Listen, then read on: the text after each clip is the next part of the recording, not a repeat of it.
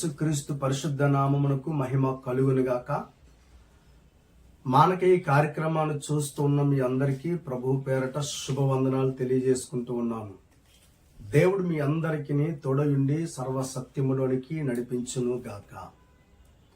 పరిశుద్ధ గ్రంథంలో కొన్ని మాటలు ధ్యానం చేద్దాం. సామెతల గ్రంథం 24వ అధ్యాయం 10వ వాక్యాన్ని చదువుకుందాం. శ్రమదినమున నీవు కృంగిని యెడల నీవు చేత కానివాడు వగుదువు. దేవుని వాక్యం ఈ రీతిగా సెలవిస్తూ ఉంది. శ్రమలు, ఇబ్బందులు, ఇరుకులు కలిగినప్పుడు దేవుని పిల్లలు ఏమాత్రము కూడా కృంగిపోకూడదు అని. కృంగిపోతే చేతగాన వారంగా మిగిలిపోతామని దేవుని వాక్యం సెలవిస్తూ ఉంది. దేవుని ప్రియులారా, శ్రమలు, కష్టాలు, బాధలు, ఇరుకులు, ఇబ్బందులు ఇవన్నీ కూడా పరీక్షల్లాంటివి. దేవుని పిల్లలు దేవుని వాక్యాన్ని చదివి ఆ ప్రతి శ్రమలో నుండి కూడా దేవుని స్తుతించే వారంగా ఉండాలి. కనుక పరీక్ష లాంటి ఈ యొక్క శ్రమలు దేవుని విశ్వాసులు, దేవుని ప్రియులు ఈ పరీక్షల్లో నిలవబడాలి. శ్రమలు పరీక్ష లాంటి. కనుక మన విశ్వాస జీవితంలో ఈ పరీక్షలు మనం ఏం చేయబడాలంటే నిలవబడాలి. అప్పుడే దేవునికి మహిమ. మరొకసారి జ్ఞాపకం చేస్తున్నాను, శ్రమ పరీక్ష లాంటివి. మనకు బాగా తెలుసు, స్కూల్ పిల్లలు మొదటి నుంచి అంటే చివరి వరకు ఉపాధ్యాయులు ఎంతో అద్భుతంగా వారికి చక్కటి టీచింగ్ చేస్తూ ఉంటారు. వారికి తెలియని విషయాలన్నీ కూడా పదే పదే అనేకమైన సార్లు వారికున్న ప్రతి డౌట్స్, ప్రతి అవసరత వారికి తీరుస్తూ ఉంటారు. ఒక్కొక్క దినం వస్తుంది, దాన్నే ఎగ్జామ్ లేదా పరీక్ష. మనతో ఎప్పుడు మాట్లాడే ఆ యొక్క ఉపాధ్యాయులు మరి ఆ పరీక్ష సమయంలో మాట్లాడకుండా మౌనంగా ఉంటారు. అనేక సార్లు సార్ దీని అర్థం ఏంటి చెప్పండి సార్ అన్నా సరే ఆయన చెప్పకుండా మౌనంగా ఉంటారు. మరి అన్ని రోజులు మనకున్న ప్రతి డౌట్స్ని తీర్చిన ఆ యొక్క ఉపాధ్యాయుడు మరి ఆ ఒక్కరోజు ఎందుకు మనతో మాట్లాడట్లేదు? గల కారణం, మాట్లాడకపోవడానికి గల కారణం అది వారికి పరీక్షా సమయం కనుక ప్రతిరోజు డౌట్ అడిగారు, ఆ డౌట్లు తీర్చబడ్డాయి. కానీ పరీక్షించినప్పుడు ఆ వ్యక్తి నేను చెప్పింది ప్రతిదీ నేర్చుకున్నాడా లేదా అని వారు పరీక్షించినప్పుడు ఆ పరీక్షలో ఆ వ్యక్తి ఏం చేయాలంటే నిలవబడి ఉండాలి. దేవునికి స్తోత్రం కలుగునుగాక. అలాగే దేవుని బిడ్డలారా, దేవుని వాక్యాన్ని మనం వింటూ ఉన్నాం. యేసయ్య గొప్పతనాన్ని, ఆయన శ్రమలు, ఆయన బాధలు అన్ని మనం వింటూ ఉన్నాం. అలాగే బైబిల్లో దేవుని వాక్యంలో ఆదికాండం మొదలుకొని ప్రకటన గ్రంథం వరకు అనేకులు శ్రమలు, ఇబ్బందులు, ఇరుకుల్లో నుండి వారు నడిపించబడుతూ ఉన్నప్పటికీ కూడా ఓడిపోకుండా సహనంతో దేవుని కృపలో నడిపించబడి విజయాన్ని సాధించినట్లుగా మనం చూస్తూ ఉన్నాం, చదువుతూ ఉన్నాం. కనుక ఈ వాక్యాన్ని చదువుతున్న దేవుని బిడ్డలారా, ఒక్కొక్కసారి మన జీవితాల్లో కూడా అలాంటి శ్రమలు ఎదురైతే ఏమాత్రం కూడా కృంగిపోకుండా దేవుని వాక్యాన్ని మనం చదివి ఉన్నాం కనుక అనేకమైన సార్లు ఈ వాక్యం ద్వారా దేవుడు మనతో పలకరిస్తూ ఉన్నాడు కనుక ఒక్కొక్కసారి దేవుని యొద్దరంటే శ్రమ దినాల్లో ఒక్కొక్కసారి దేవుని యొద్దరికి సమాధానం రాకపోయినప్పటికీ కూడా నిరీక్షణతో దేవుని ఎదుట నువ్వు చదువుతున్నటువంటి వాక్యాన్ని బట్టి నువ్వేం చేయాలంటే ఆ యొక్క శ్రమ అనబడుతున్నటువంటి పరీక్షల్లో నువ్వు పాస్ అవ్వాలి. కనుక కృంగిపోకూడదు. కృంగిపోతే ఫెయిల్డ్ అవుతాం. కృంగిపోతే చేతగాని వారంగా మారిపోతాం. భూమి మీద ప్రతి మనిషికి కూడా శ్రమలు, ఇబ్బందులు, ఇరుకులు లేక మానవు. కొందరు నిలబడతారు, కొందరైతే పడిపోతారు. కానీ ఉదయకాల సమయంలో నువ్వు పడిపోకుండా నిలబడడం అన్నది దేవుని చిత్తం. నువ్వు పడిపోవడం దేవునికి ఇష్టం కాదు. నువ్వు చేతకాని వాడు కాదని ఈ ఉదయకాల సమయంలో నువ్వు నిరూపించుకోవాలని దేవుడు తన వాక్యం ద్వారా నీతో మాట్లాడుతూ ఉన్నాడు. అందుకనే శ్రమ దినమందు నువ్వు కృంగిపోకు. ఆ శ్రమలలో దేవుణ్ణి స్తుతించు. దేవుని వాక్యములు కొన్ని మాటలు మనం జ్ఞాపకం చేసుకుంటే, శ్రమలలో కృంగిపోవద్దు. శ్రమలను బట్టి అతిశయించు. రోమా పత్రిక 5వ అధ్యాయం 4వ వాక్యం, శ్రమ ఓర్పును, ఓర్పు పరీక్షను, పరీక్ష నిరీక్షణను కలగజేయునని ఎరిగి శ్రమలయందు అతిశయపడుదము. దేవునికి స్తోత్రం కలుగునుగాక. శ్రమలు ఓర్పు ఉండాలి. దేవుని ప్రియుల రాయబడింది కదా, శ్రమలు ఓర్పు ఉండాలి. ఓర్పు పరీక్ష, నువ్వు పరీక్ష, శ్రమలు అనేటువంటి పరీక్షల్లో నువ్వు పాస్ అయితే, ఇదిగో నీ ఎగ్జామ్ అయిన తర్వాత ఒక నిరీక్షణ ఉంటుంది, నేను తప్పనిసరిగా పాస్ అవుతాను, మంచి మార్కులు సాధిస్తానని. కనుక ఆ నిరీక్షణ గొప్పది. కనుక ఉదయకాల సమయంలో దేవుని బిడ్డలారా, పరీక్ష నిరీక్షణను కలగజేయనని ఎరిగి శ్రమల యందు అతిశయపడదము. 5వ వచనం, ఎందుకనగా ఈ నిరీక్షణ మనలను సిగ్గుపరచదు. దేవునికి స్తోత్రం కలుగునుగా. ఈ శ్రమ, నువ్వు ఈ శ్రమలో ఓర్చుకుని, ఏమంటే శ్రమలు అనేటువంటి పరీక్ష నువ్వు గెలిచినట్లయితే, దేవుని సన్నిధానంలో నువ్వు నిరీక్షించి, దేవుడు నాకు గొప్ప ఆశీర్వాదాలు ఇస్తారని, దేవుడు నా జీవితంలో గొప్ప కార్యాలు చేస్తారని, ఈ శ్రమలో తొలగిపోయిన తర్వాత దేవుడు ఘనమైన కార్యాలను జీవితంలో జరిగిస్తారని నువ్వు నిరీక్షించగలిగినట్లయితే, ఆ నిరీక్షణ నేను ఏమాత్రము కూడా సిగ్గుపరచనేరదు. దేవునికి స్తోత్రం కలుగునుగాక. ఓర్చుకో. కొన్ని దినాలు శ్రమలు, ఇబ్బందులు, ఇరుకులు కలిగి ఉన్నాయా? భయపడద్దు, ఆందోళన చెందద్దు.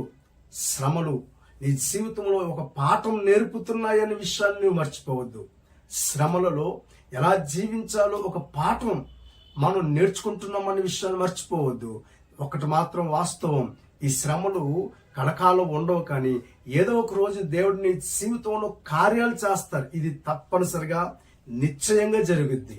కనుక దేవుడిని ఎడలో గొప్ప కార్యాలు చేస్తారనేటువంటి ఒక గొప్ప నిరీక్షణతో శ్రమల సహితము కూడా నువ్వు అతిశయించు, నా దేవుడు నా పక్షాన ఉన్నాడు, నేను భయపడను, ఇవన్నీ కూడా నా మేలు కోరి నా మంచి కోసం ఇవన్నీ జరుగుతున్నాయని ప్రభువుని బట్టి స్తుతించు, నిరీక్షణతో కనిపెట్టు. ఒక దినాన్ని అద్భుతమైనటువంటి విజయాన్ని సాధిస్తావు. దేవుని వాక్యంలో రాయబడింది 119వ కీర్తన, 119వ కీర్తన మనం చూసుకున్నట్లయితే 71వ వాక్యం, నేను నీ కట్టడలను నేర్చుకొనున్నట్లు, నీ కట్టడలను నేర్చుకొనున్నట్లు శ్రమ నుండి ఉండట నాకు మేలాయను. కొన్ని శ్రమలు మనకు పాఠాన్ని నేర్పుతాయి. కొన్ని శ్రమలు ఎలా జీవించాలో నేర్పుతాయి. కొన్ని శ్రమలు మనకి ఎలా భవిష్యత్తులో ఎలా బ్రతకాలో నేర్పుతాయి. భక్తుడు అంటున్నాడు, శ్రమ నుండి ఉండుట నాకు మేలాయను. కనుక శ్రమలలో నువ్వు కృంగిపోవద్దు, చేతగానవడం అయిపోతావు. శ్రమను బట్టి అతిశయించు, నిరీక్షణ సిగ్గుపరచదు. దేవుని ప్రియులారా, వాక్యంలో చూస్తున్నాం, శ్రమ నుండి ఉండుట నాకు మేలు అంటున్నాడు భక్తుడు. మరొకసారి జ్ఞాపకం చేస్తున్నాను, శ్రమల్లో కొన్ని పాఠాలు దేవుడు మనకు నేర్పుతాడు. కుమిలిపోవద్దు, కృంగిపోవద్దు, భక్తిని విశ్వాసాన్ని పాడు చేసుకోవద్దు. నమ్మకమైనటువంటి భక్తిని నీ జీవితంలో నువ్వు కొనసాగించాలని మరొకసారి ప్రేమతో తెలియజేస్తూ ఉన్నాను. దేవునికి స్తోత్రం కలుగునుగాక. దేవుడు మనల్ని శ్రమల్లో ఉంచేసేవాడు కాదు. నువ్వు చేస్తున్న ప్రార్థన దేవుడు వింటాడు. శ్రమలు నీ జీవితంలో మేలులకే. దేవుని వాక్యంలో ఇశ్రాయేల్ ప్రజలందరూ ఐగుప్తు దేశంలో నలిగిపోతూ ఉన్నారు. ఐగుప్తు దేశంలో వారు వేసారిపోయారు. వారి జీవితంలో వారు బానిస బ్రతుకుతూ ఉన్నప్పుడు ఆ ఫరో చేతి క్రింద వారు నలిగిపోతున్న సమయంలో వారు దేవునికి ప్రార్థన చేశారట. దేవుని వాక్యం మనం ఒకసారి చదువుకున్నట్లయితే నిర్గమాకాండం 3వ అధ్యాయం 7వ వాక్యం, యెహోవా ఇట్లనెను, నేను ఐగుప్తులోనున్న నా ప్రజల బాధను నిశ్చయముగా చూచి తిని, పనులలో తమ్మును కష్టపెట్టు వారిని బట్టి వారు పెట్టిన మొర్ర వింటిని, వారి దుఃఖములు నాకు తెలిసేయున్నవి. దేవునికి స్తోత్రం కలుగునుగాక. 9వ వాక్యాన్ని కూడా చదువుతున్నాను చూడండి. ఇశ్రాయేలు మొర్ర నిజముగా నా యొద్దకు చేరినది, ఐగుప్తీయులు వారిని పెట్టుచున్న హింస చూచి తిని. చూసారా, ఇశ్రాయేలు ప్రజలు శ్రమల్లో నలిగిపోతున్నారు.